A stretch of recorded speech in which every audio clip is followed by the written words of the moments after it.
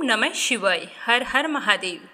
आज पौष माह के कृष्ण पक्ष की चतुर्थी तिथि और सोमवार है और शाम को पंचमी तिथि लागू हो जाएगी। इसीलिए संकष्टी चतुर्थी का व्रत कल ही रखा गया था। पौष माह में भगवान सूर्य देव और विष्णु जी की पूजा करना बहुत ही शुभ माना जाता है। लेकिन इस महीने हम ना तो कोई व्रत शुरू कर सकते हैं और ना ही व्रत का उद्यापन कर सकते हैं। एक श्रोता ने पूछा है कि हम पौष माह में गुरुवार व्रत का उद्यापन कर सकते हैं या नहीं। तो आपकी जानकारी के लिए बता दूं कि आप पौष के महीने में ना तो व्रत शुरू कर सकते हैं और ना ही व्रत का उद्यापन कर सकते हैं।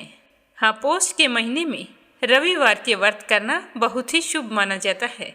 भगवान सूर्य देव की पूजा और रविवार के व्रत समस्त मनोकामनाओं को पूर्ण करने वाले होते हैं। तो ये थी छोटी सी जानकारी और अब अपने सुनते हैं आज की कथा। प्रेम से सुनना और ज़्यादा से ज़्यादा इस कथा को शेयर करना, चैनल को सब्सक्राइब करना। बोलो विघ्न विनाशक गणेश जी महाराज की जय हो। एक समय की बात है कि भगवान श्री हरि विष्णु का विवाह लक्ष्मी जी के साथ तय हो गया। विवाह की तैयारियां जोरों शोरों से होने लगी। सभी देवी देवताओं को निमंत्रण पत्र भेजे गए, परंतु गणेश जी को निमंत्रण नहीं दिया गया। इस तरह निमंत्रण पत्र देते और शादी की तैयारियां करते करते शादी वाला दिन आ गया। बारात जाने का समय हो गया। सभी देवता अपनी पत्नियों के साथ विवाह में उपस्थित हुए तो उन सब ने देखा कि गणेश जी कहीं पर दिखाई नहीं दे रहे हैं। तो वे सारे के सारे आपस में चर्चा करने लगे कि क्या बात है, गणेश जी को न्योता नहीं दिया या फिर गणेश जी आए नहीं हैं। सभी को यह जानकर बड़ी ही हैरानी हो रही थी। तभी सबने विचार किया कि चलो विष्णु जी के पास चलते हैं और उन्हीं से पूछते हैं। तो विष्णु जी के पास जाकर उन्होंने कहा कि हम आपसे एक बात पूछना चाहते हैं कि आपने गणेश जी को बुलाया नहीं या फिर वे अपनी इच्छा से आए नहीं। तो विष्णु जी कहने लगे कि गणेश जी के माता पिता को मैंने न्योता भेज दिया है। अगर वो आना चाहते तो आ जाते। उन्हें अलग से न्योता देने की कोई ज़रूरत नहीं है। दूसरी बात यह है कि उनको 1.25 मन मूंग, 1.25 मन चावल, 1.25 मन घी और 1.25 मन लड्डू का भोजन दिन भर में चाहिए। अगर हम उसे बारात में लेकर चले गए तो उन्हें इस तरह खाता देखकर सारे लोग हंसेंगे। दूसरे के घर जाकर इतना सारा खाना पीना अच्छा भी तो नहीं लगता। इस तरह वार्ता कर रहे थे तो किसी ने सुझाव दिया कि यदि गणेश जी आ जाएं तो क्या है, द्वारपाल बनाकर घर पर बैठा देना। कह देना कि तुम घर का ध्यान रखना, जिससे गणेश जी को यह नहीं लगेगा कि उन्हें बुलाया नहीं। तो विष्णु जी को यह बात पसंद आ गई और उन्होंने गणेश जी को न्योता भेज दिया। न्योता मिलते ही गणेश जी बड़े प्रसन्न हुए, सज धज कर वहाँ आ पहुँचे। तो विष्णु जी कहने लगे कि आप घर की रखवाली करना। घर की रखवाली के लिए कोई समझदार और जिम्मेदार होना चाहिए। तो मुझे आपसे समझदार और जिम्मेदार कोई दूसरा नहीं लगा। तो यह सुनकर गणेश जी और भी प्रसन्न हुए। तो इस तरह गणेश जी को रखवाली के लिए बैठा दिया और बारात वहाँ से चल दी। नारद जी ने देखा कि गणेश जी दरवाजे पर बैठे हैं और बारात सारी चली जा रही है। तो वे गणेश जी के पास गए और पूछने लगे कि तुम बारात में नहीं जा रहे हो। तो गणेश जी भगवान कहने लगे कि मुझे तो घर की जिम्मेदारी दी है। कोई समझदार आदमी घर की रखवाली के लिए होना चाहिए, इसीलिए मैं तो यहाँ पर रुक गया हूँ। तो नारद जी कहने लगे कि उन्होंने आपका अपमान किया है। विष्णु जी तो आपको बुला ही नहीं रहे थे।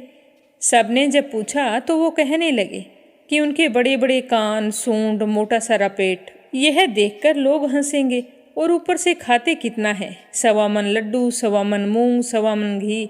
बारात में ले जाकर मेरे ससुराल वालों की तो बदनामी होगी कि बारात में देखो कैसे बाराती आए हैं। तो यह सुनते ही गणेश जी बहुत ही दुखी हो गए और नारद जी से कहने लगे कि अब आप ही बताओ कि मैं क्या करूं।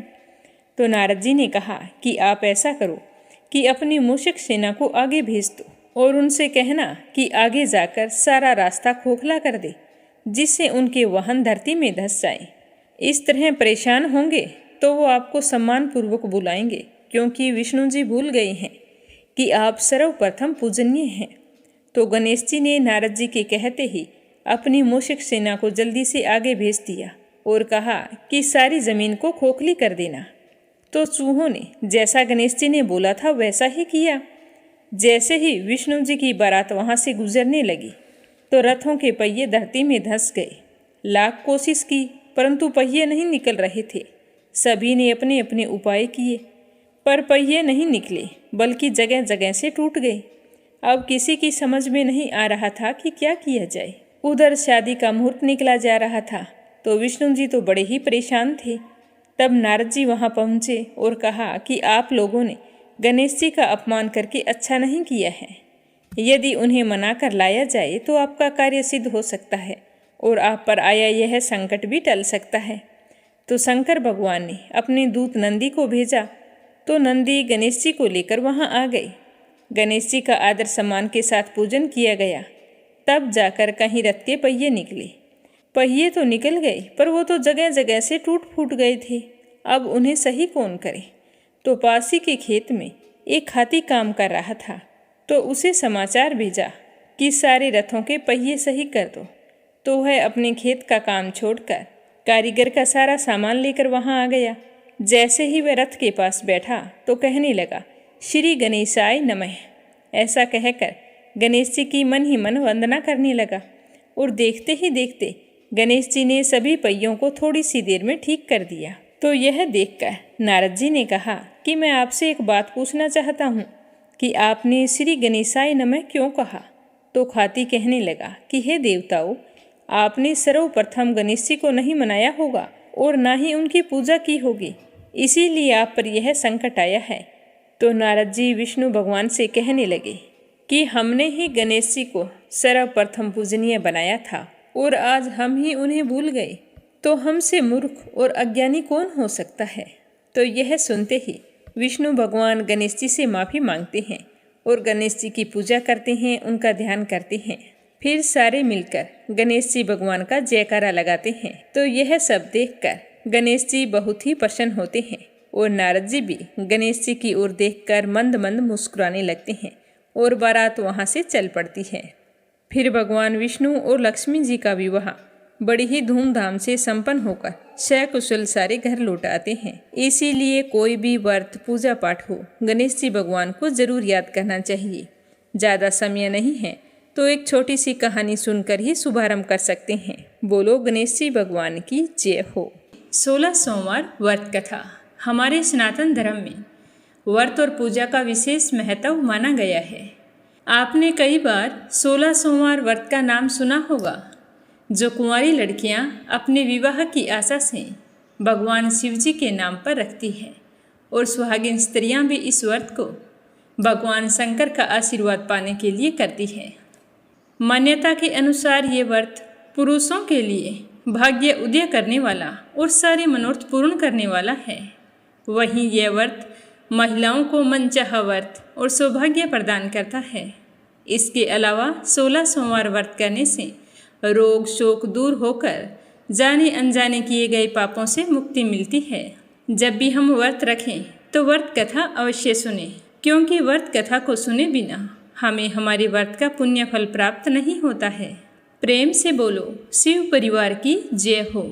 एक बार भगवान भोलेनाथ और माता पार्वती जी मृत्युलोक में घूमने की इच्छा से आए हुए थे और घूमते घूमते शिव और गौरी विदर्भ देश के अमरावती नामक नगरी में जा पहुँचे, जो कि बहुत ही सुंदर थी।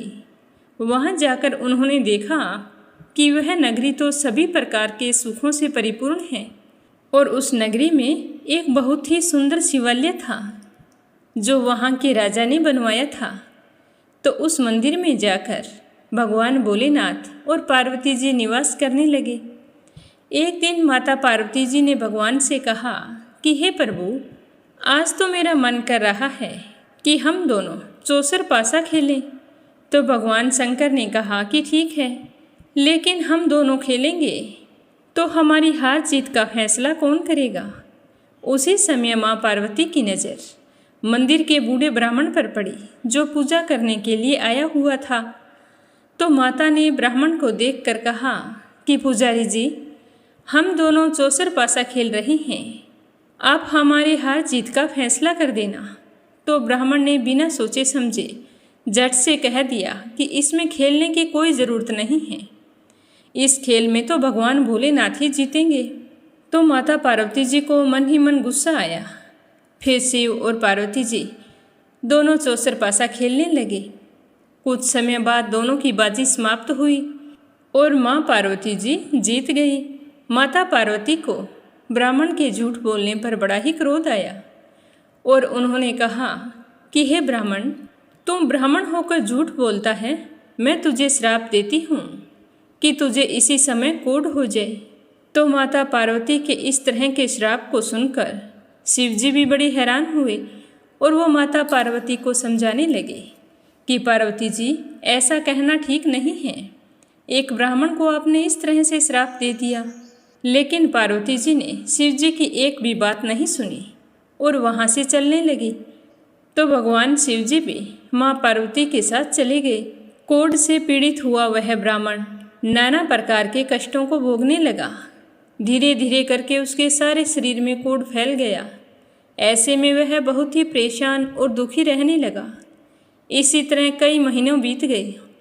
एक दिन की बात है कि देवलोक की अप्सराएं शिव जी की पूजा करने के लिए उसी मंदिर में आई हुई थी।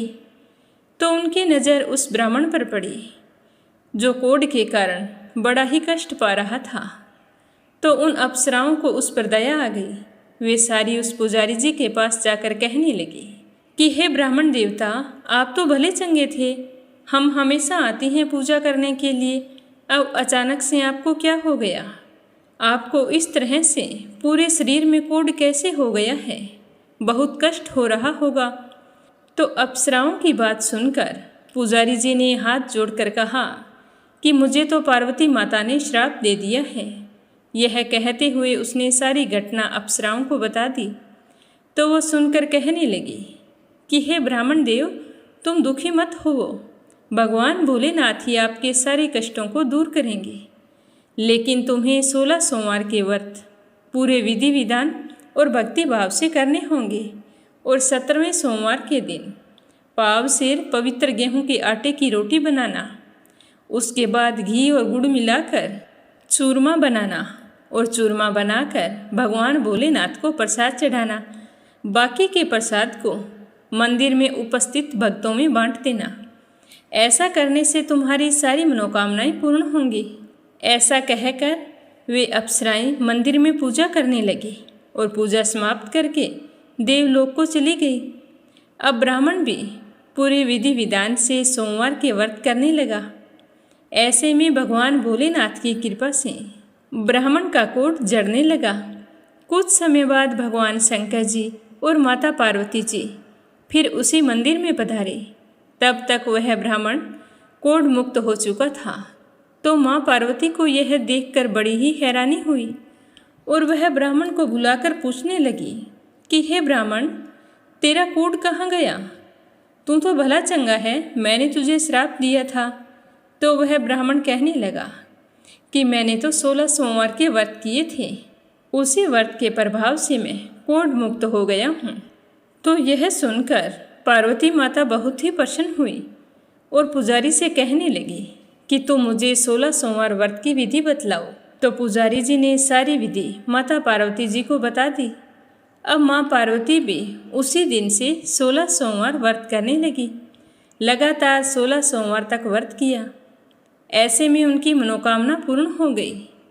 उनके रूठे हुए पुत्र स्वामी कार्तिकेय जी स्वयं ही माता की आज्ञाकारी हो गए। फिर एक दिन कार्तिकेय को अपना विचार परिवर्तन होने पर बड़ा ही संशय हो रहा था। तो वो अपनी माता जी के पास आए और कहने लगे कि माँ, आपने ऐसा कौन सा उपाय किया जिसकी वजह से मेरा मन आपकी ओर आकर्षित हो गया? मैं तो आपसे नाराज था।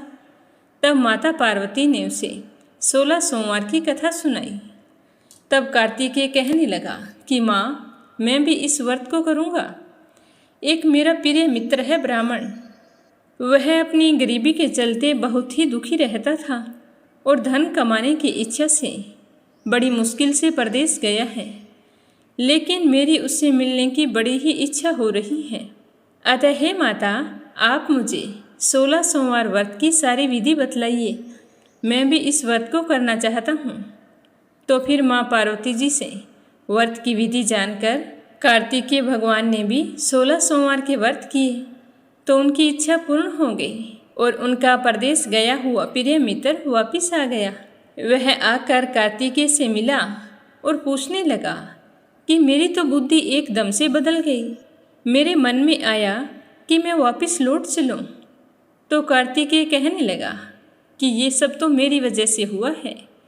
मेरा तुमसे मिलने को बड़ा ही मन हो रहा था तो मैंने तुमसे मिलने की इच्छा से 16 सोमवार के व्रत किए थे। तो अब ब्राह्मण मित्र सोचने लगा कि 16 सोमवार के व्रत करने से इच्छा पूरी होती है, तो मेरा अभी तक विवाह नहीं हुआ है, तो अगर मैं भी 16 सोमवार के व्रत पूरे विधि विधान से करूं तो मेरा भी विवाह हो जाएगा।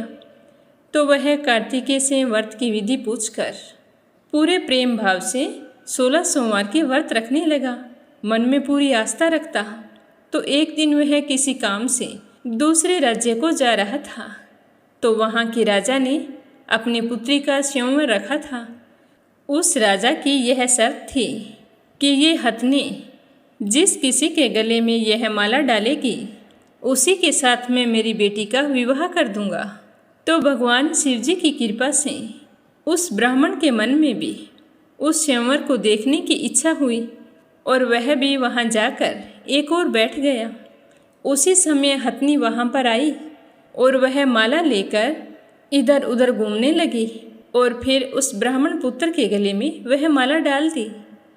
तो राजा यह देखकर बहुत ही खुश हुए और अपनी प्रतिज्ञा के अनुसार बड़ी धूमधाम के साथ अपनी पुत्री का विवाह उस ब्राह्मण पुत्र के साथ कर दिया और खूब सारा धन देकर सम्मान पूर्वक उसको संतुष्ट किया। अब वे दोनों सुखपूर्वक रहने लगे। ऐसे ही समय बीतता गया। एक दिन राजकुमारी अपने पति से पूछने लगी कि हे प्राणनाथ, आपने ऐसा कौन सा पुण्य किया है जो हथनी ने सभी राजकुमारों को छोड़कर आपके गले में जयमाला डाल दी।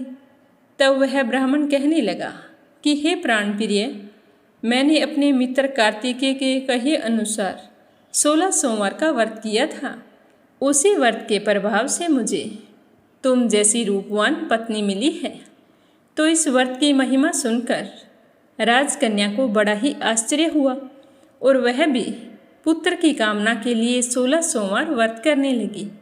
भगवान भोलेनाथ से पुत्र की कामना की प्राप्ति करके विधि विधान से व्रत शुरू कर दिए। तो शिव जी के आशीर्वाद से कुछ समय के बाद उसने बहुत ही सुंदर पुत्र को जन्म दिया। वह बालक बहुत ही धर्मात्मा और विद्वान था।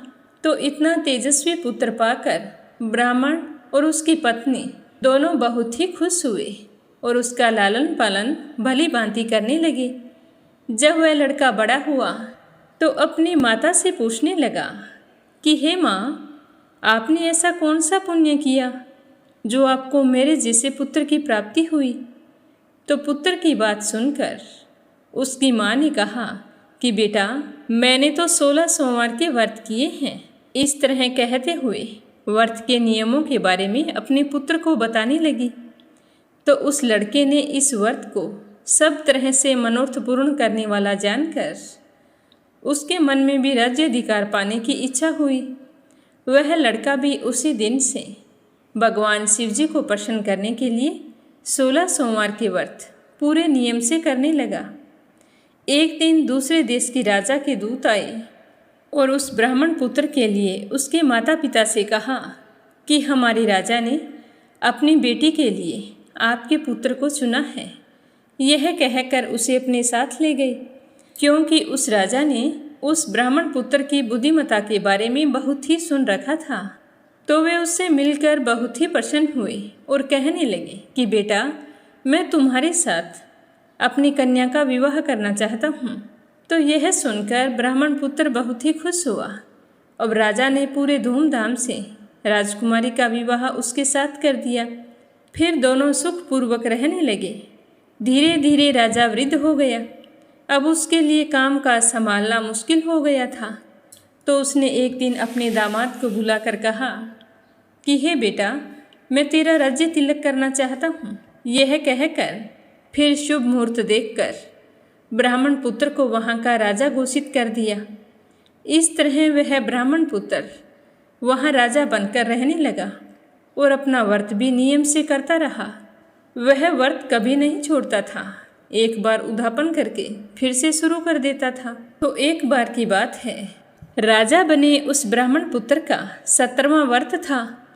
तो उसने अपनी रानी से कहा कि पूजा की सारी सामग्री लेकर भोलेनाथ के मंदिर पर आ जाना।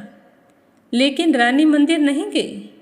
उसने अपने दास दासियों को पूजा की सामग्री देकर मंदिर में भेज दिया। तो राजा ने पूरे विधि विधान से भगवान शिव जी की पूजा की। लेकिन पूजा करके जब राजा वहाँ से जाने लगा तो वहाँ पर आकाशवाणी हुई और कहा कि हे राजा, तुम इसी समय अपनी रानी को राजमहल से निकाल दो। अगर तुमने ऐसा नहीं किया तो यह तेरा सर्वनाश कर देगी। तो इस वाणी को सुनकर राजा तो हैरान हो गए। उन्होंने तुरंत मंत्रियों की बैठक बुलाई और आप बीती सुनाई। तो मंत्री आदि सभी बड़े हैरान हुए और दुख के सागर में डूब गए। ही मन सोचने लगे कि जिस कन्या की वजह से इसे राज्य मिला है, उसी कन्या को छोड़ने की बात कर रही हैं। कहीं राजा की कोई चाल तो नहीं? ऐसा कैसे हो सकता है? लेकिन राजा ने आकाशवाणी का पालन करते हुए रानी को राजमहल से निकाल दिया। अब रानी दुखी हृदय से अपने भाग्य को कोसती हुई अपने राज्य से बाहर चली गई। बिना चप्पलों के और फटे वस्त्र पहने भूखी प्यासी धीरे धीरे चलकर एक नगर में जा पहुंची। उस नगर में एक बुढ़िया रोजाना सूत काट कर बेचने जाया करती थी। तो जैसे ही उस बुढ़िया ने रानी को देखा तो कहने लगी कि बेटी, तेरी ऐसी हालत कैसे हो गई? तो रानी ने अपनी सारी आप बीती उस बुढ़िया को सुनाई। तो बुढ़िया को बहुत ही दया आई। वो कहने लगी कि बिटिया, तू मेरे साथ चल, सूत बिकवा दे। मैं वृद्ध हूँ, भाव नहीं जानती हूँ और ना ही भार लेकर चल सकती हूँ। यह कहकर बुढ़िया ने सूत की गंठरी रानी के सर पर रख दी। अभी अचानक से प्रकोप हुआ और जोर से आंधी चलने लगी। बुढ़िया का काता हुआ सारा सूत हवा में उड़ गया। अब बुढ़िया बेचारी बहुत ही दुखी हुई और सोचने लगी कि ये तो है ही अभागन, तभी तो इसे राजा ने निकाल दिया है। तो वह कहने लगी कि तू रानी है तो अच्छी बात है, मुझसे दूर रहना, मैं तुम्हें कोई सहारा नहीं देने वाली। तो यह सुनकर रानी बहुत ही दुखी हुई और वहाँ से चल पड़ी। अब रानी चलते चलते एक तेली के घर गई और कहने लगी कि भैया, मुझे कोई काम पर रख लो। तो उसके घर में प्रवेश करते ही तेली के सारे तेल के मटके शिवजी के प्रकोप से चटक गई। ऐसी दशा देखकर तेली ने उस रानी को अपने घर से निकाल दिया। तो इस प्रकार रानी अत्यंत दुख पाती हुई एक नदी के तट पर पहुंची। भूख प्यास से बेहाल सोचने लगी कि चलो यहाँ पर पानी पीकर प्यास बुझा लेती हूँ।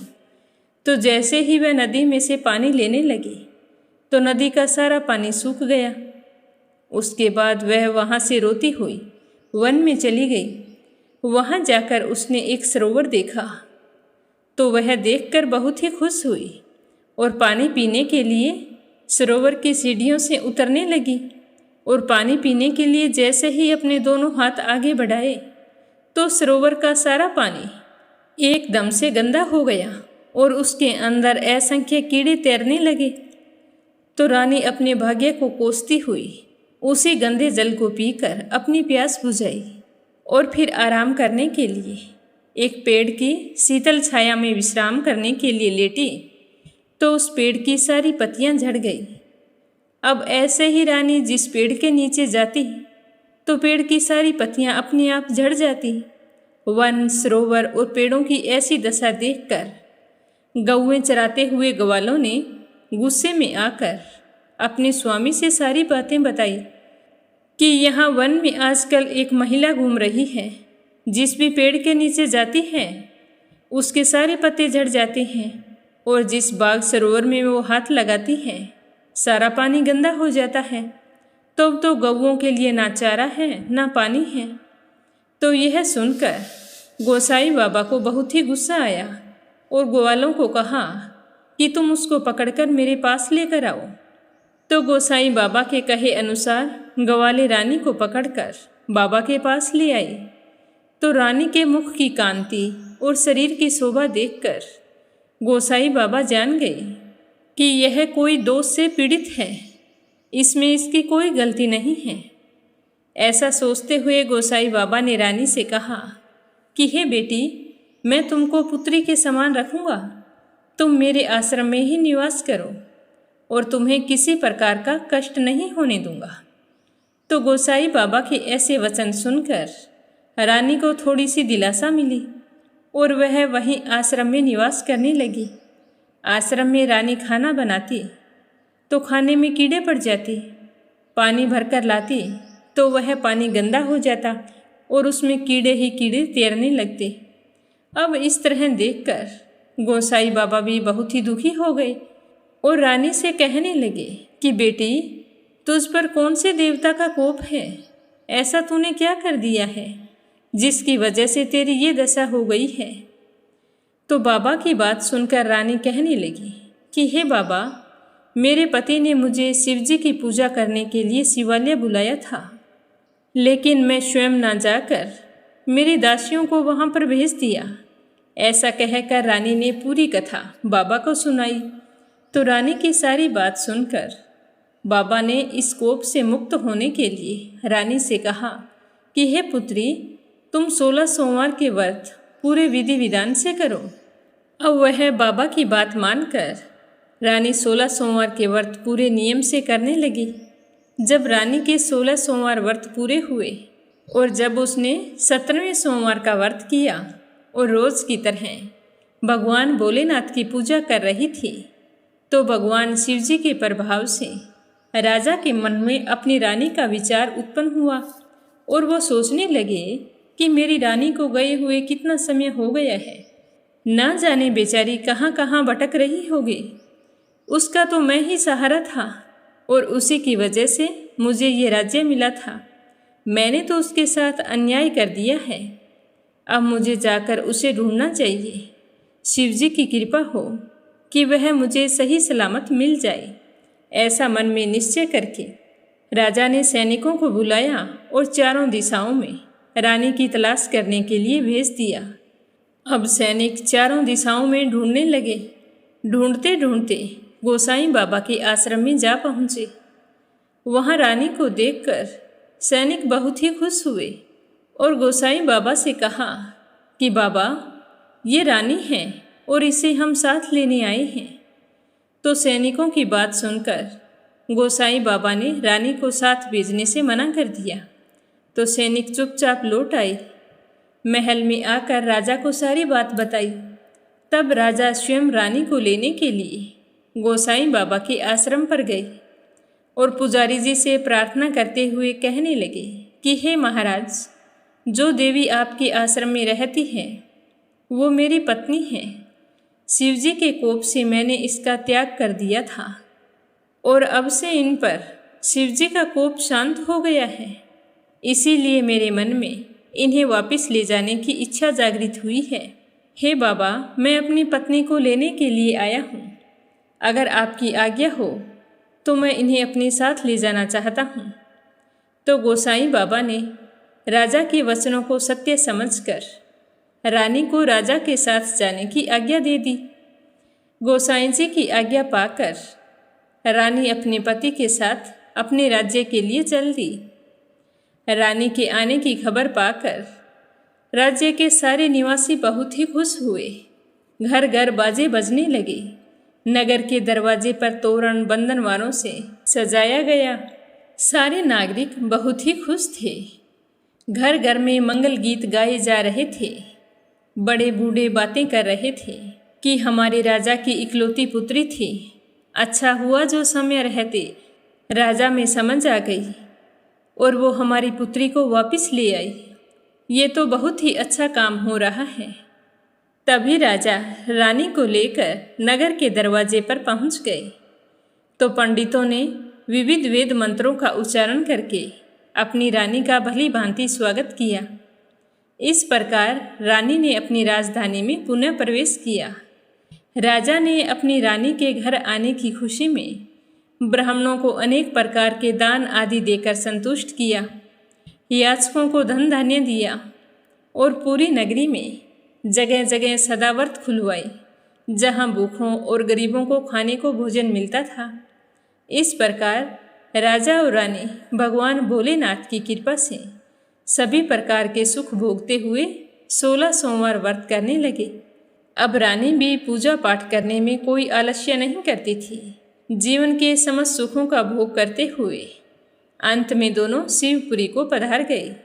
इसीलिए कहते हैं कि जो भी मनुष्य भगवान भोलेनाथ की भक्ति मन वचन कर्म द्वारा 16 सोमवार के व्रत पूरे विधि विधान से करेगा, वह इस मृत्यु लोक में सारे सुखों को भोग कर अंत में भगवान शिव जी के चरणों में उनके धाम को प्राप्त होगा। और इस व्रत को करने से सबके मनोरथ पूर्ण होते हैं। लेकिन 16 सोमवार व्रत करने के लिए मन में पूरी आस्था और प्रेम होना चाहिए। हमारी कोई भी मनोकामना हो, उसे पूरा करने का जिम्मा भगवान भोले शंकर पर छोड़कर पूरे नियम से श्रद्धा भाव से शिव जी के व्रत करने चाहिए। बोलो शिव परिवार की जय हो। अब अपने सुनेंगे संत शिरोमणि श्री हरिदास जी और बादशाह अकबर की कहानी कि एक बार अकबर और तानसेन आगरा में यमुना नदी के किनारे पर टहल रहे थे। तानसेन उस समय के सबसे प्रतिष्ठित गायकों में से सर्वोपरि माने जाते थे। इसीलिए अकबर ने तानसेन की तारीफ करते हुए कहा कि तानसेन जी, मुझे नहीं लगता कि इस दुनिया में आपसे अच्छा कोई दूसरा गायक होगा। तो तानसेन जी, जो एक साफ दिल के व्यक्ति थे, उन्होंने अकबर से हाथ जोड़कर कहा कि बादशाह, मैं आपको सत्य बताता हूँ कि मैं दुनिया का सबसे अच्छा गायक नहीं हूँ। तो अकबर को बड़ी ही हैरानी हुई। फिर अकबर ने बड़े ही आश्चर्य से पूछा कि यदि तुम दुनिया के सबसे अच्छे गायक नहीं हो तो फिर कौन है जो तुमसे ही अच्छा गाता है। तो तानसेन कहने लगा कि बादशाह सलामत, कि मैं मेरे गुरुदेव के आगे कुछ भी नहीं हूँ। मेरे गुरुदेव स्वामी श्री हरिदास जी से अच्छा कोई नहीं गा सकता। आप हम दोनों की तुलना इस तरह से कर सकते हैं, आपके सामने जो ये यमुना नदी युगों से बह रही है, यदि वह मेरे गुरुदेव हैं तो मैं इस यमुना नदी की एक बूंद भी नहीं हूँ। तो अकबर को तानसेन की बात पर विश्वास नहीं हुआ और अकबर कहने लगे कि तानसेन जी, अगर ऐसी बात है तो मुझे किसी भी कीमत पर तुम्हारे गुरुदेव का गाना सुनना है। तुम शीघ्र ही अपने गुरुदेव को निमंत्रण देकर हमारे दरबार में बुला लो। तो तानसेन बोला कि बादशाह सलामत, ऐसा नहीं हो सकता। मेरे गुरुदेव आपके दरबार में आना स्वीकार नहीं करेंगे। तो अकबर कहने लगे कि क्यों, हमारा निमंत्रण स्वीकार नहीं करेगा। तो तानसेन ने कहा कि बादशाह, मैं आपको खुश करने के लिए गाता हूँ, लेकिन मेरे गुरुदेव इस कयानत के बादशाह उस ईश्वर को खुश करने के लिए गाते हैं, इसीलिए वो आपके सामने कभी नहीं गाएंगे। तो अकबर एक बहुत ही बड़ा संगीत प्रेमी था। वह किसी भी कीमत पर तानसेन के गुरुदेव का संगीत सुनना चाहता था। वह तानसेन से कहने लगा कि तुम कुछ भी करो, कैसे भी करके मुझे अपने गुरुदेव का संगीत सुना दो। तो तानसेन कुछ देर सोचकर अकबर से कहने लगा कि बादशाह, यदि आप मेरे गुरुदेव का संगीत सुनना चाहते हैं तो आपको उनके पास चलना होगा, और बादशाह बनकर नहीं बल्कि मेरा सेवक बनकर। तो अकबर तुरंत इस बात के लिए राजी हो गए। अब अकबर एक सेवक का भेष बनाकर तानसेन के साथ वृंदावन में स्वामी श्री हरिदास जी के पास पहुंच गए। गर्मी का मौसम था, दोपहर का समय था। स्वामी श्री हरिदास जी उस समय भगवान श्री कृष्ण के ध्यान में लीन थे। तानसेन ने जाकर अपने गुरु के चरणों में प्रणाम किया और स्वामी ने तानसेन के आने का कारण पूछा। तो तानसेन कहने लगा कि मैं तो इस ओर से जा रहा था, तो सोचा कि आपका दर्शन करता चलूं। तो बातों ही बातों में हरिदास जी ने तानसेन को कुछ सुनाने के लिए कह दिया। तो गुरु की आज्ञा मानकर तानसेन ने तानपुरा हाथ में लिया और राग मल्हार गाना आरंभ कर दिया। तानसेन ने जानबूझकर ढंग से संगीत नहीं गाया।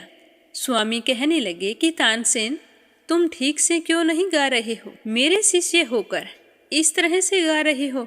तो तानसेन कहने लगा कि गुरुजी, मुझे तो ऐसा ही गाना आता है, आप ठीक से गाकर बता दीजिए। तो स्वामी श्री हरिदास जी समझ गए कि तानसेन जी उनका गाना सुनना चाहता है। स्वामी जी मुस्कुराकर स्वयं राग मल्हार गाने लगे। स्वामी श्रीदास जी ने जैसे ही राग मल्हार शुरू की, उस समय भीषण गर्मी के मौसम में तुरंत काली घटाएं घिर आई और घनघोर वर्षा होने लगी। मोर नाचने लगे, कोयल मीठे मीठे स्वर में गाने लगी, पपीहा जैसे पक्षी चहचहाने लगे।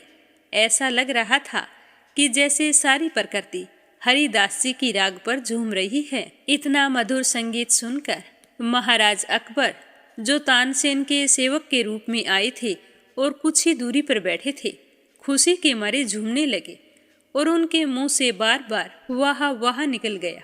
अकबर की आवाज़ सुनकर हरिदास जी का ध्यान भंग हो गया और उन्होंने राग मल्हार गाना रोक दिया और बोले कि कौन है जो चोरी से हमारा संगीत सुन रहा है। तो अकबर को देखकर हरिदास जी समझ गए कि तानसेन झूठ बोलकर अपने साथ किसी को लेकर आए हैं। तो उन्होंने तानसेन की ओर क्रोध भरी दृष्टि से देखा। तानसेन तुरंत अपने गुरु के चरणों में गिरकर बोला कि गुरुजी, मुझे क्षमा कर दे। यह हिंदुस्तान के बादशाह अकबर हैं और यह आपका संगीत सुनना चाहते थे। मेरे पास इसके अलावा कोई और उपाय नहीं था। तो हरिदास जी बहुत ही क्रोधित हुए, पर तुरंत उनके मन में विचार आया कि इतना बड़ा बादशाह होने के बाद भी मेरा संगीत सुनने के लिए नौकर बनकर आया है, तो यह अवश्य ही बहुत बड़ा संगीत प्रेमी है। तो ऐसा सोचकर हरिदास जी का गुस्सा ठंडा पड़ गया और उन्होंने तानसेन और अकबर को क्षमा कर दिया। हरिदास जी ने तानसेन और अकबर दोनों को आशीर्वाद दिया। अकबर बोला कि स्वामी जी, मैं आपकी कुछ सेवा करना चाहता हूँ।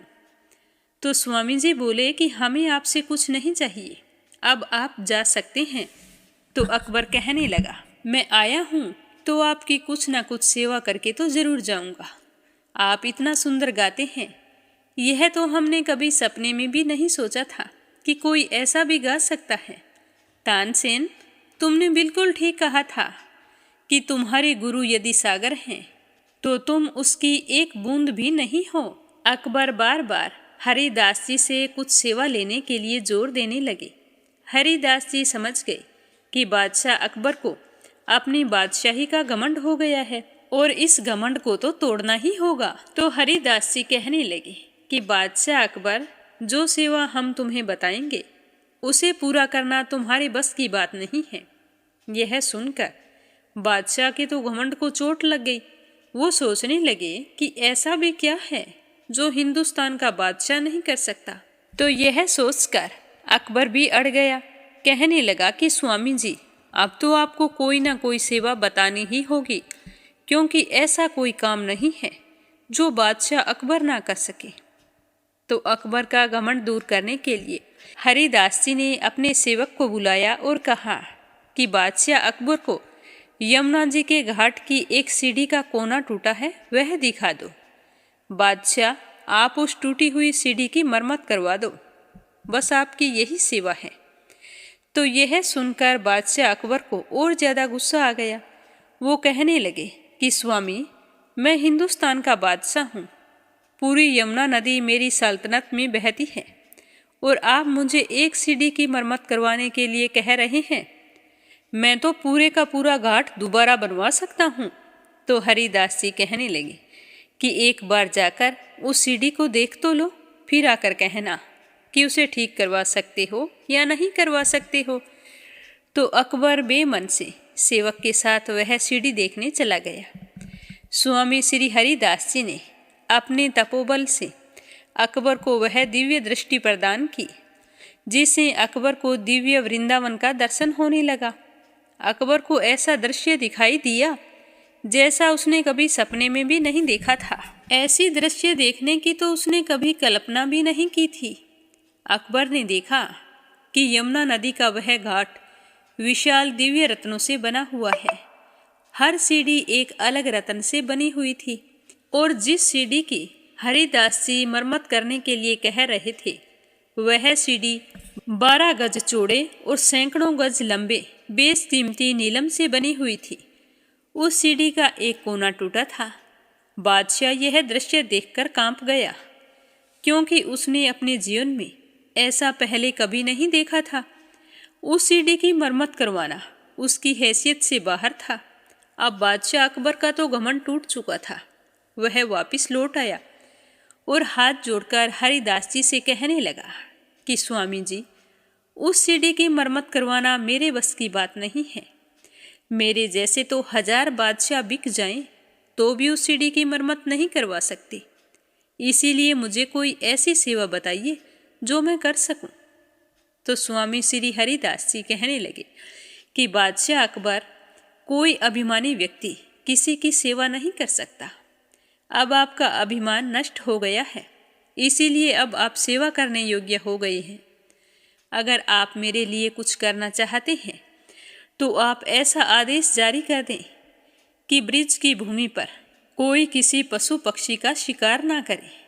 तो अकबर ने स्वामी के चरणों में शीश झुकाकर यह सेवा स्वीकार की।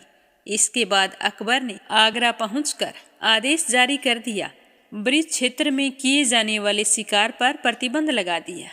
इस प्रकार स्वामी श्री हरिदास जी ने अकबर पर कृपा करके उसे दिव्य वृंदावन का दर्शन कराया और उसके अभिमान को नष्ट कर दिया। बोलो श्री कृष्ण भगवान की जय हो। अब अपने सुनते हैं भागवत कथा का आगे का अध्याय। प्रेम भाव से सुनते रहिए।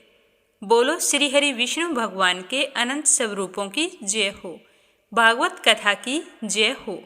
विदुर जी कहने लगे कि हे मुनिवर, आपने देवता, पितर और मनुष्यों की परम आयु का वर्णन तो किया, पर अब जो सनकादिक ज्ञानी मुनिजन त्रिलोकी से बाहर कल्प से भी अधिक काल तक रहने वाले हैं, उनकी आयु का भी वर्णन कीजिए।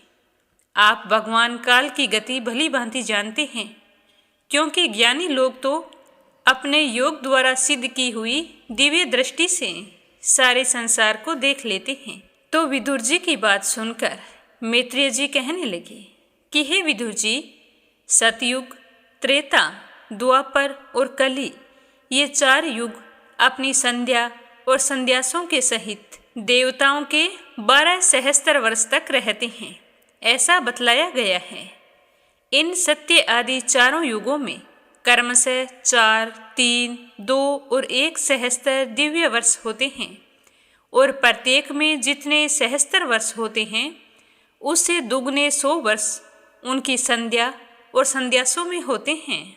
युग की आदि में संध्या होती है और अंत में संध्यास। इनकी वर्ष गणना सैकड़ों की संख्या में बतलाई गई है। इनके बीच का जो काल होता है उसी को कालवेताओं ने युग कहा है। प्रत्येक युग में एक एक विशेष धर्म का विधान पाया जाता है। सतयुग के मनुष्यों में धर्म अपने 4 चरणों से रहता है। फिर अन्य युगों में अधर्म की वृद्धि होने से उसका एक एक चरण क्षीण होता जाता है। प्यारे विदुर जी, त्रिलोकी से बाहर महरलोक से ब्रह्मालोक पर्यंत यहाँ की 1 सहस्त्र चतुर्युगी का एक दिन होता है, और इतनी ही बड़ी रात होती है जिसमें जगत कर्ता पितामह ब्रह्मा जी शयन करते हैं। उस रात्रि का अंत होने पर इस लोक का कल्प आरंभ होता है। उसका कर्म जब तक ब्रह्मा जी का दिन रहता है तब तक चलता रहता है। उस एक कल्प में 14 मनु हो जाते हैं। प्रत्येक मनु 71 चतुर्युगी से कुछ अधिक काल तक अपना अधिकार भोगता है। प्रत्येक मनवंतर में भिन्न भिन्न मनुवंशी राजा लोग, सप्तऋषि, देवगण, इंद्र और उनके अनुयायी गंधर्व आदि साथ साथ ही अपना अधिकार भोगते हैं। यह पितामह ब्रह्मा जी की प्रतिदिन की सृष्टि है, जिसमें 3 लोकों की रचना होती है। उसमें अपने अपने कर्म अनुसार पशु पक्षी, मनुष्य, पितर और देवताओं की उत्पत्ति होती है। इन मनवंतरों में भगवान सतव गुण का आश्रय लेकर अपनी मनु आदि मूर्तियों के द्वारा पौरुष प्रकट करते हुए इस संसार का पालन करते हैं। काल क्रम से जब पितामह ब्रह्मा जी का दिन बीत जाता है तब वे तमोगुण के संपर्क को स्वीकार करके अपने सृष्टि रचना रूप पौरुष को स्थगित करके निश्चेष्ट भाव से स्थित हो जाते हैं। उस समय सारा संसार उन्हीं में लीन हो जाता है। जब सूर्य और चंद्रमा आदि से रहित वह प्रलय रात्रि आती है तब वे भू भुव स्वः तीनों लोग उन्हीं पितामह ब्रह्मा जी के शरीर में छिप जाते हैं। उस समय तीनों लोग शेष जी के मुख से निकली हुई अग्नि रूप भगवान की शक्ति से जलने लगते हैं। इसीलिए उसके ताप से व्याकुल होकर भृगु आदि मुनीश्वरगण महर लोक से जन लोक को चले जाते हैं। तभी सातों समुंदर प्रलय काल के प्रचंड पवन से उमड़कर अपनी उछलती हुई उताल तरंगों से सारी त्रिलोकी को डुबो देते हैं। उस समय उस जल के अंदर भगवान शेषशायी योग निद्रा से अपनी आंखें मूंद कर शयन करते हैं। उस समय जनलोक निवासी मुनिगण उनकी स्तुति किया करते हैं। इस प्रकार काल की गति से एक एक सहस्त्र चतुर्युग के रूप में प्रतीत होने वाले दिन रात के हेर फेर से पितामह की 100 वर्ष की परम आयु भी बीती हुई सी दिखाई देती है। पितामह की आयु के आधे भाग को परार्ध कहते हैं। अब तक पहला परार्ध तो बीत चुका है और दूसरा चल रहा है। पूर्व परार्ध के आरंभ में ब्रह्मा नामक महान कल्प हुआ था और उसी में ब्रह्मा जी की उत्पत्ति हुई थी। पंडित जन इन्हें शब्द ब्रह्मा कहते हैं। उसी प्रारब्ध के अंत में जो कल्प हुआ उसे पदन कल्प कहते हैं। इसमें भगवान के नाभि सरोवर से सर्वलोक में कमल प्रकट हुआ था। हे विदुर जी, इस समय जो कल्प चल रहा है वह दूसरे प्रारब्ध का आरंभक बतलाया जा रहा है। यह वराह कल्प के नाम से विख्यात है। इसमें भगवान ने शुक्र रूप धारण किया था। यह 2 प्रारब्ध का काल अव्यक्त, अनंत, अनादि, विश्व आत्मा श्री हरि का एक निमेष माना जाता है। यह परमाणु से लेकर द्विप्रारब्ध पर्यंत फैला हुआ काल सर्वसमर्थ होने पर भी सर्व आत्मा श्री हरि पर किसी प्रकार की प्रभुता नहीं रखता है। यह तो देह आदि में अभिमान रखने वाले जीवों का ही शासन करने में समर्थ हैं। प्रकृति, महतत्व, अहंकार और पंच तन्मात्र, इन 8 प्रकृतियों के सहित 10 इंद्रियां, मन और पंचभूत, इन 16 विकारों से मिलकर बना हुआ यह ब्रह्मांड कोश भीतर से 50 करोड़ योजन विस्तार वाला है तथा इसके बाहर चारों ओर उत्तरोत्तर 10-10 गुणे 7 आवरण हैं। उन सबके सहित यह जिसमें परमाणु के समान पड़ा हुआ सा दिखता है और जिसमें ऐसी करोड़ों ब्रह्मांड राशियां हैं, वह इन प्रधान आदि समस्त कारणों का कारण अक्षर ब्रह्मा कहलाता है। और यही पुराण पुरुष परमात्मा श्री विष्णु भगवान का श्रेष्ठ धाम है। इस तरह बताते हुए मैत्रेय जी कहने लगे कि हे विदुर जी, अब तक मैंने भगवान की काल रूप महिमा सुनाई है। अब जिस प्रकार पितामह ने जगत की रचना की वह भी ध्यान से सुनिए। सबसे पहले उन्होंने अज्ञान की 5 वृत्तियां, तम यानी कि अविद्या, मोह यानी कि अस्मिता, महामोह यानी कि राग, तामिसर यानी कि द्वेष और अंधतामिसर यानी कि अभिनिवेश, इनकी रचना की। किंतु इस अत्यंत पापमयी सृष्टि को देखकर उन्हें प्रसन्नता नहीं हुई। तब उन्होंने अपने मन को भगवान के ध्यान से पवित्र कर उससे दूसरी सृष्टि की रचना की। इस बार पितामह ने सनक, सनंदन, सनातन और सनत कुमार, ये 4 निवर्ति प्रायण मुनि उत्पन्न किए। फिर पितामह ने अपने इन पुत्रों से कहा कि हे पुत्रों, तुम लोग सृष्टि उत्पन्न करो। किंतु वे जन्म से ही मोक्ष मार्ग का अनुसरण करने वाले और भगवान के ध्यान में तत्पर थे। इसी कारण वे ऐसा नहीं करना चाहते थे। जब पितामह ने देखा कि मेरे पुत्र मेरी आज्ञा ना मानकर मेरा तिरस्कार कर रहे हैं, तो यह देखकर उन्हें बड़ा ही क्रोध आया। उन्होंने अपने क्रोध को रोकने का प्रयत्न किया, किंतु रोक नहीं सके। वह अत्यधिक क्रोध तत्काल ही प्रजापति की भौहों के बीच से एक नील लोहित, नीले और लाल रंग के बालक के रूप में प्रकट हो गया, और वह देवताओं के पूर्वज भगवान रुद्र के रूप में प्रसिद्ध हुआ। वह रो रो कर कहने लगा कि हे जगत पिता, हे विधाता, मेरे नाम और रहने का स्थान बतलाइए। तब उसका रोना सुनकर कमल योनि भगवान ब्रह्मा ने उस बालक की प्रार्थना को पूर्ण करने के लिए बड़ी मीठी वाणी में कहा कि हे पुत्र, रोवो मत, मैं अभी तुम्हारी इच्छा पूर्ण करता हूँ। हे देवश्रेष्ठ, तुम तो जन्म लेते ही बालक के समान फूट फूट कर रोने लगे, इसीलिए सारी प्रजा तुम्हें रुद्र के नाम से पुकारेगी। तुम्हारे रहने के लिए मैंने पहले से ही हृदय, इंद्रिय, प्राण, आकाश, वायु, अग्नि, जल, पृथ्वी, सूर्य, चंद्रमा और तप ये स्थान रच दिए हैं। तुम वहाँ पर रह सकते हो, और तुम्हारे नाम मनु, मन, महिनस, महान, शिव, ऋतध्वज, उग्ररेता, भव, काल, वामदेव और धृतवर्त होंगे, तथा घी, वर्ती, उष्णा, उमा, न्युत, सर्पी, इला, अंबिका, इरावती, सुधा और दीक्षा ये 11 रुद्राणियाँ तुम्हारी पत्नियाँ होंगी। अतः तुम इन्हीं नामों को और इन्हीं स्थान को और इन्हीं स्त्रियों को स्वीकार करो और इनके द्वारा बहुत सी प्रजा उत्पन्न करो, क्योंकि तुम ही प्रजापति हो। लोक पिता ब्रह्मा जी से ऐसी आज्ञा पाकर भगवान नील लोहित बल, आकार और स्वभाव में अपने जैसी ही प्रजा उत्पन्न करने लगे। भगवान रुद्र के द्वारा उत्पन्न हुए उन रुद्रों को असंख्य यूथ बनाकर सारे संसार को भक्षण करते देखकर पितामह को बड़ी शंका हुई। तब उन्होंने रुद्र से कहा कि हे पुत्र, तुम्हारी प्रजा तो अपनी भयंकर दृष्टि से मुझे और सारी दिशाओं को भस्म किए डालती है, अतः तुम ऐसी सृष्टि की रचना और मत करो। तुम्हारा कल्याण हो पुत्र। अब तुम समस्त प्राणियों को सुख देने के लिए तप करो, फिर उस तप के प्रभाव से तुम पुनः संसार की रचना करना। पुरुष तप के द्वारा ही इंद्रियातीत, सर्व अंतर्यामी, ज्योति स्वरूप श्री हरि को सुगमता से प्राप्त कर सकता है।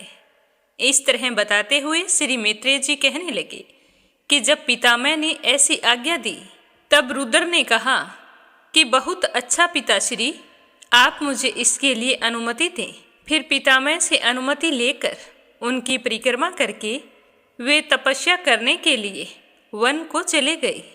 इसके बाद जब भगवान की शक्ति से संपन्न पितामह ने सृष्टि के लिए संकल्प किया, तब उनके 10 पुत्र और उत्पन्न हुए। उनसे लोक की बहुत वृद्धि हुई। उनके नाम थे मरीचि, अत्रि, अंगिरा, पुलस्त्य, पुलह, कृतु, भृगु, वशिष्ठ, दक्ष और 10वें थे नारद। इन पुत्रों में से नारद जी प्रजापति ब्रह्मा जी की गोद से, दक्ष अंगूठे से, वशिष्ठ प्राण से, भृगु त्वचा से, कृतु हाथ से, पुलह नाभि से, पुलस्त्य ऋषि कानों से और अंगिरा ऋषि मुख से, अत्रि नेत्रों से और मरीचि ऋषि मन से उत्पन्न हुए। फिर उनके दाएं स्तन से धर्म उत्पन्न हुआ, जिसकी पत्नी मरीति से स्वयं नारायण अवतीर्ण हुए, तथा उनकी पीठ से अधर्म का जन्म हुआ और उसे संसार को भयभीत करने वाला मृत्यु उत्पन्न हुआ। इस प्रकार पितामह के हृदय से काम, भौहों से क्रोध, नीचे के होठ से लोभ और मुख से वाणी की अधिष्ठात्री देवी सरस्वती, लिंग से समुद्र, गुदा से पाप का निवास स्थान, राक्षसों का अधिपति निरति की उत्पत्ति हुई और उनकी छाया से देवहूति के पति भगवान करदम जी उत्पन्न हुए। इस तरह यह सारा जगत कर्ता पितामह ब्रह्मा जी के शरीर और मन से उत्पन्न हुआ है। हे विदुर जी, भगवान ब्रह्मा की कन्या सरस्वती बड़ी ही सुकुमारी और मनोहर थी। हमने सुना है कि एक बार उसे देखकर पितामह ब्रह्मा जी काम मोहित हो गए थे। यद्यपि वह स्वयं वासनाहीन थी, उन्हें ऐसा अधर्म्य संकल्प करते देखकर उनके पुत्र मरीचि आदि ऋषियों ने उन्हें विश्वासपूर्वक समझाया था कि पिताजी, आप समर्थ हैं, फिर भी अपने मन में उत्पन्न हुए काम के वेग को ना रोककर पत्नी गमन जैसा दुस्तर पाप करने का संकल्प कर रहे हैं। ऐसा तो आपसे पूर्ववर्ती किसी भी ब्रह्मा ने नहीं किया और ना ही आगे कोई करेगा, तो आप ऐसा क्यों कर रहे हैं? हे जगत गुरु, आप जैसे तेजस्वी पुरुषों को ऐसा काम शोभा नहीं देता, क्योंकि आपका अनुसरण करने से ही तो संसार का कल्याण होता है। जिन श्री भगवान ने अपने स्वरूप में स्थित इस जगत को अपने तेज से ही प्रकट किया है, उन्हें नमस्कार है। इस समय वे ही धर्म की रक्षा कर सकते हैं।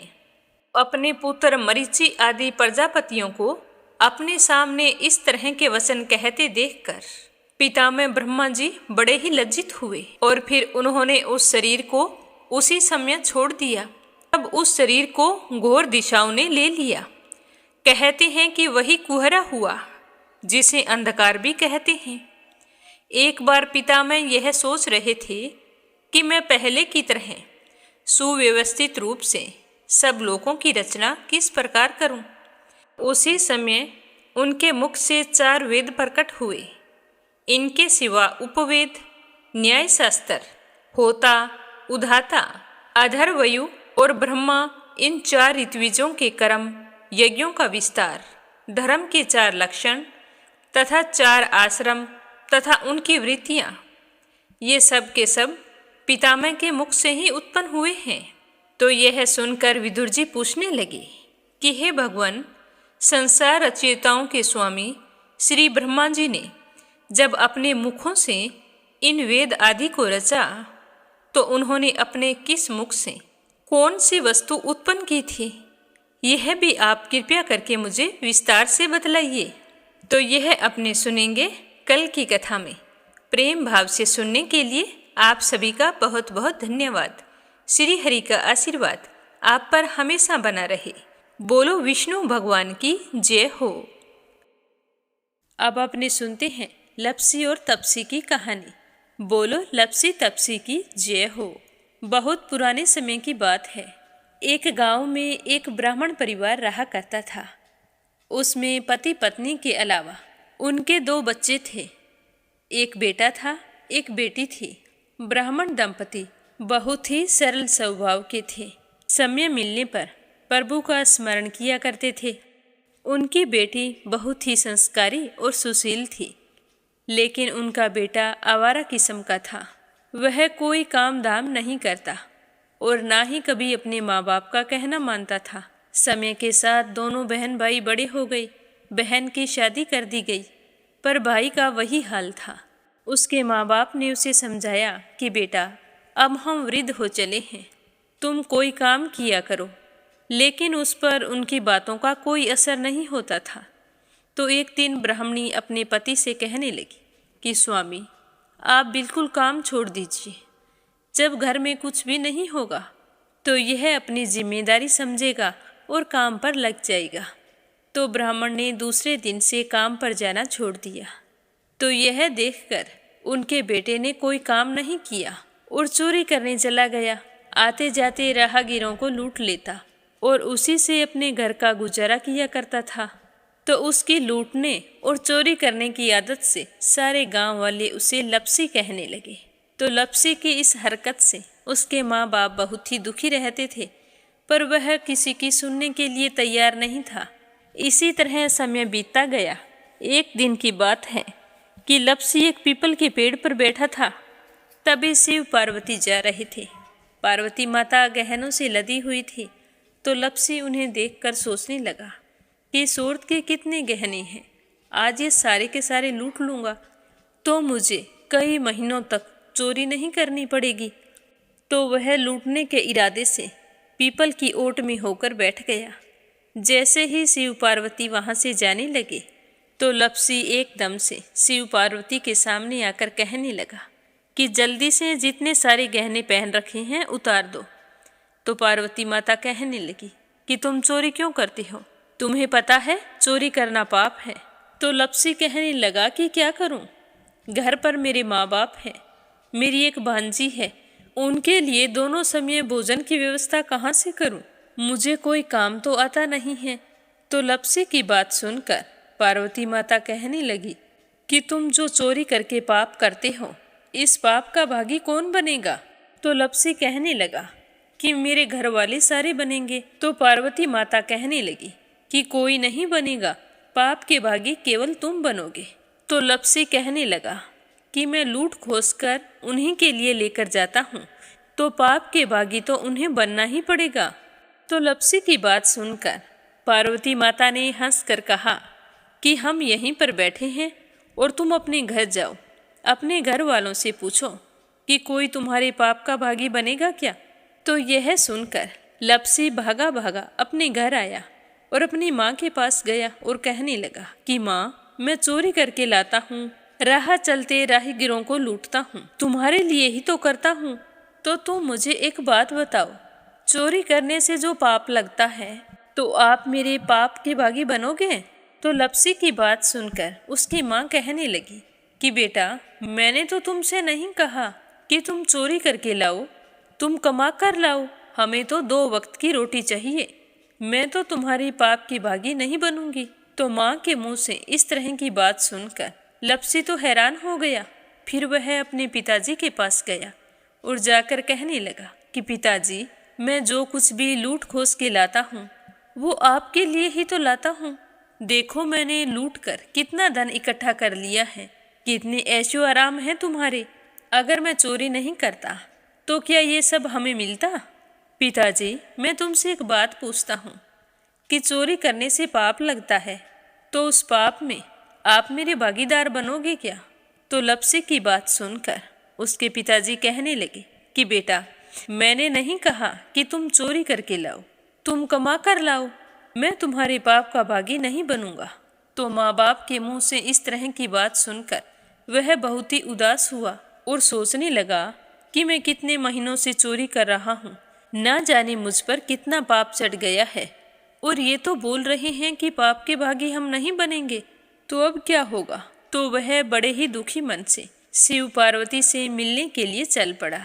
जैसे ही घर से बाहर निकलने लगा तो उसकी छोटी सी भांजी दरवाजे पर खेल रही थी। उसे पता नहीं था कि पाप पुण्य क्या होता है, तो वो कहने लगी कि मामा, पाप की भागी मैं बनूंगी। तो उसके इस तरह कहते ही लप्सी ने उसे गोद में उठाया और चल पड़ा। शिवजी भगवान और पार्वती माता के पास जाकर कहने लगा कि घर वालों ने पाप का भागी बनने से मना कर दिया है और एक यही है जो पाप की भागी बनने को तैयार है। फिर लप्सी बड़े ही दीन स्वर में कहने लगा कि हे भगवान, मैं समझ गया हूँ कि चोरी करना पाप है। आज तक जो मैंने काम किया वो बहुत ही गलत था, लेकिन अब मैं इसका प्रायश्चित करना चाहता हूँ। अब तुम ही बताओ, मुझे मेरे पापों से मुक्ति कैसे मिलेगी। तो उसकी बात सुनकर शिव पार्वती बहुत ही खुश हुए और लप्सी को कच्चे सूत का एक छोटा सा गोला देते हुए कहा कि लप्सी, ये सूत लो और इस पीपल के चारों ओर परिक्रमा लगाओ। जब यह सूत समाप्त हो जाएगा तब तुम्हारे सारे पाप नष्ट हो जाएंगे। तो यह सुनकर लप्सी बहुत ही खुश हुआ। सोचने लगा कि छोटा सा गोला है, अभी लपेट कर घर चला जाऊंगा, उसके बाद में कभी कोई पाप नहीं करूंगा। फिर उसने अपनी बांजी को कंधे पर बैठाया और पीपल की परिक्रमा लगानी शुरू कर दी। अब भगवान का वह सूत खत्म कहाँ होने वाला था।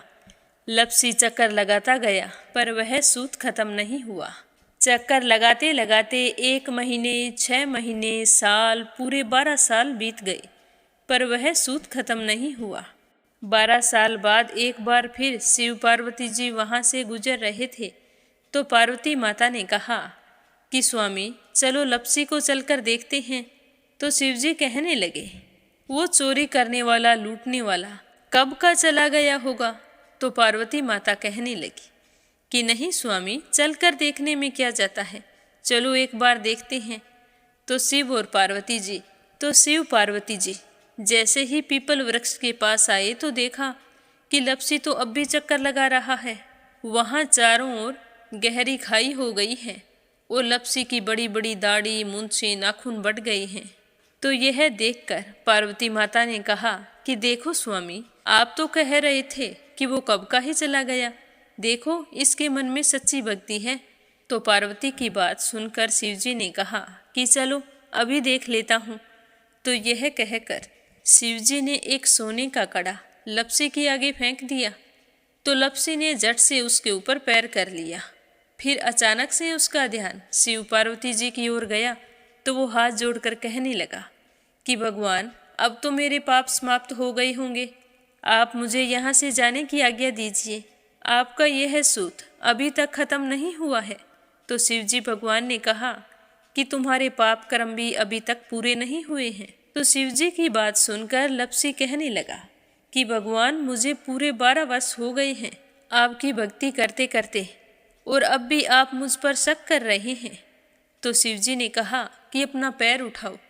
तो जैसे ही लपसी ने अपना पैर उठाया तो उसके पैर के नीचे सोने का कड़ा था। तो यह देखकर लपसी शर्मिंदा हो गया और कहने लगा कि प्रभु, गलती हो गई, मुझे माफ़ करो, आगे से मैं ऐसी गलती कभी नहीं करूँगा।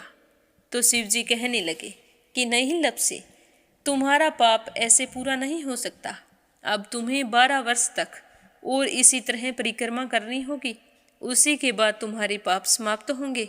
यह कहकर शिव पार्वती वहाँ से चले गए और वह फिर से पीपल के पेड़ की परिक्रमा करता रहा। करते करते 12 साल बीत गए। 12 साल बाद में शिव पार्वती जी वहाँ पर आए तो उन्होंने देखा कि आज भी वो वहीं पर चक्कर लगा रहा है। तो शिवजी ने फिर उसके सामने सोने की अंगूठी फेंकी पर उसने कोई ध्यान नहीं दिया।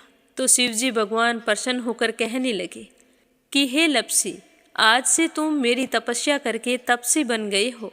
मैं तुम्हें वरदान देता हूँ कि तुम अपने जीवन में सारे सुखों को प्राप्त करेगा। और तूने 24 बरस तक मेरी भक्ति की है, इसका फल भी तुझे अवश्य मिलेगा। जो भी औरत गाय और कुत्ते की रोटी नहीं बनाएगी, उसका पुण्य फल तुम्हें मिलेगा। आंगन लीपकर दहलीज नहीं लीपेगी तो उसका पुण्य फल भी तुझे ही मिलेगा। अगर हमारे घर की बहन बेटी को हम सूट, तीवल या साड़ी भेंट स्वरूप देते हैं तो साथ में मोली का धागा और कुछ रुपए नहीं देंगे तो उसका पुण्य फल भी तुम्हें ही मिलेगा। अगर कोई दिए से दिया जलाएगा तो उसका पुण्य फल भी तुम्हें ही मिलेगा। अगर व्रत और पूजा पाठ में सारी कहानी सुन ले और तुम्हारी कहानी ना सुने तो उसका पुण्य फल भी तुम्हें ही मिलेगा। कहा जाता है कि तभी से सुबह पहली रोटी गाय की और सुबह की अंतिम रोटी छोटी बनाई जाती है और शाम को अंतिम रोटी बड़ी बनाई जाती है जो कुत्ते की होती है। और दिए से दिया भी नहीं जलाया जाता। और घर की बहन बेटियों को सूट और तीवल के साथ भेंट स्वरूप कुछ रुपए भी जरूर दिए जाते हैं। और उसी दिन से हर व्रत कथा के बाद में लपसी तपसी की कहानी जरूर सुनी जाती है। और कथा समाप्त होने पर कहा जाता है कि लपसी का फल लपसी को मिले, तपसी का फल तपसी को मिले। हमारी पूजा पाठ का, हमारे व्रत का और हमारी कहानी का पुण्य फल हमें मिले। बोलो लपसी तपसी की जय हो। तो ये थी लपसी और तपसी की कहानी। लपसी तपसी 2 भाई नहीं थे। लपसी और तपसी एक ही आदमी का नाम था। लूट कर लाता था, इसीलिए उसे लपसी के नाम से पुकारते थे। और फिर भगवान की तपस्या करने के कारण उसे तपसी के नाम से जाना जाने लगा।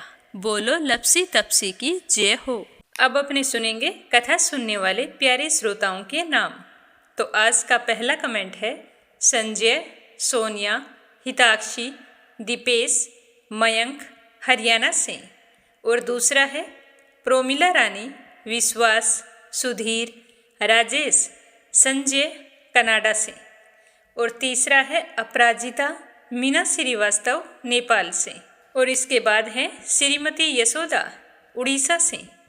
आरती खैरावर अगरखर से, सरला रानी करणपुर से, कमला गुरुग्राम से, परमेश्वरी रघुवीर सिंह दिल्ली से, शिवराज हीरो सोवा शर्मा पोखरा से, रवि सैनी सीमा सैनी मलियाना से, आशा शर्मा विष्णु ज्योति अंशु भीलवाड़ा से, श्रीमती शर्मा अलीगढ़ से, किरण बाला, आशा अग्रवाल, लड्डू, मोहित, अंकुर अग्रवाल आगरा से, आकांक्षा अनुराधा शर्मा अंबाला से, सरिता शामली से, पवित्रा पांडे, गौरव पांडे, गंतव्य पांडे नेपाल से, श्यामवती, सुषमा, कार्तिक, रुपेश, पूर्वी हरियाणा से, संजना राजपूत अहमदाबाद से, गोपाल प्रसाद अग्रवाल, तारा देवी अग्रवाल, मुकुल अग्रवाल, कामिनी अग्रवाल हाथरस से, उषा शर्मा राजस्थान से, श्वेता, स्वीटी, रितेश, रितु, लक्ष्मी, गुरुचरण साहू ओडिशा से, गीता गोस्वामी, सुनीता गोस्वामी मेरठ से, मीरा अग्रवाल बंगाल से, मोनिका नागर तिगांव से, श्रीचंद यादव गया बिहार से, सुनीता रानी मेरठ से, बीना देविका कनिका वार्ष्णे अलीगढ़ से, बीनू मेहरा दिल्ली से, रागिनी देसले महाराष्ट्र से, रुक्मणी शर्मा अंबाला से, यूएन तिवारी, इंदिरा तिवारी लखनऊ से, राधा रोहिला दिल्ली से, अनिल कुमार टिहरी करनाल से, सुनीता पवार, कृष्णा पवार मध्य प्रदेश से, सरला रानी करणपुर से, चंद्रकांता दिल्ली से, निशा द्विवेदी कानपुर से, सरला गुप्ता बुराड़ी से, तनशिक कुशवाहा, ममता कुशवाहा, अक्षय कुशवाहा, सुमन कुशवाहा, काना कुशवाहा, रोहित कुशवाहा, राजू कुशवाहा दिल्ली से, शोभा कुंवर पुरोहित अहमदाबाद से, निर्मला सिसोदिया दिल्ली से, सुदेश शर्मा बीके शर्मा लुधियाना से, संगीता अग्रवाल, कमला देवी अग्रवाल दुलिया महाराष्ट्र से, कोमल निर्मन मुंबई मीरा रोड से, वीना कालडा आगरा से, इंदिरा रावत मोहित रावत पलवल से, रेखा धर्मेंद्र शर्मा जयपुर से, मंजुला कपूर पंजाब से, सीमा जोशी रवि कुमार जोशी दिल्ली से, शांताबेन वाघेला गुजरात के मंडल से, किरण पानीपत से, उषा जांगीर सोजत सिटी से, कमलेश भल्ला जम्मू से, विमला चौधरी, सालू पवार, सुदेशना देवी सहारनपुर से, श्रीमती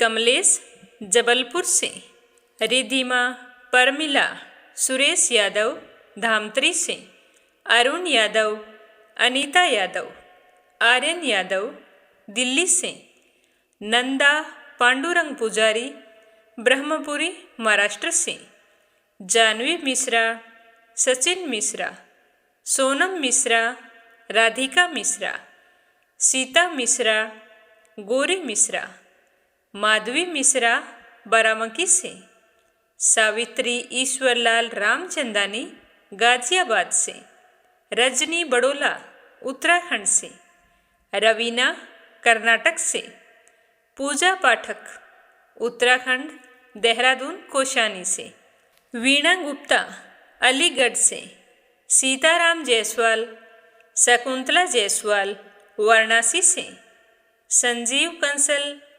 कविता कंसल, हितेश कंसल, आरुष कंसल, रानी कंसल मुजफ्फरनगर से, वंदना साहू उत्तर प्रदेश से, देवी सिंह हैं, कार्तिक, पायल, सौम्या, उमा रघुवंशी गजबा सौदा से, अशोक कुमार जी भटनागर भोपाल मध्य प्रदेश से, स्मिता सीताराम गायकवाड़ महाराष्ट्र से, पुष्पा चंदर बेंगलुरु से, कमलेश लाल रुड़की से, निकिता सेजवानी, करण सेजवानी, विशाल सेजवानी, पवन सेजवानी, पायल सेजवानी अहमदाबाद से, शशि वर्मा, अंजलि वर्मा, करण वर्मा पंजाब से। आप सभी श्रोताओं का तहे दिल से धन्यवाद। भगवान श्री हरि के आशीर्वाद से आपकी सारी मनोकामनाएं पूर्ण हों। आप सबके सुख सौभाग्य की कामना करते हुए आज के लिए बस इतना ही। कल फिर मिलेंगे, तब तक के लिए ओम नमः शिवाय। हर हर महादेव।